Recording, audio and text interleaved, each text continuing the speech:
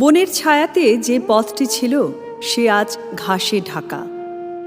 সেই নির্জনে হঠাৎ পিছন থেকে কে বলে উঠল, আমাকে চিনতে পারো না? আমি ফিরে তার মুখের দিকে তাকালেম। বললেম, মনে পড়ছে, কিন্তু ঠিক নাম করতে পারছি নে। সে বললে, আমি তোমার সেই অনেক কালের, সেই 25 বছর বয়সের শোক। তার চোখের কোণে একটু ছলছলে আভা দেখা দিলে, যেন দিঘির জলে চাঁদের রেখা। অবাক হয়ে দাঁড়িয়ে রইলেম। বললেম, সেদিন তোমাকে শ্রাবণের মেঘের মতো কালো দেখেছি, আজ যে দেখি আশ্বিনের সোনার প্রতিমা। সেদিনকার সব চোখের জল কি হারিয়ে ফেলেছ? কোনো কথাটি না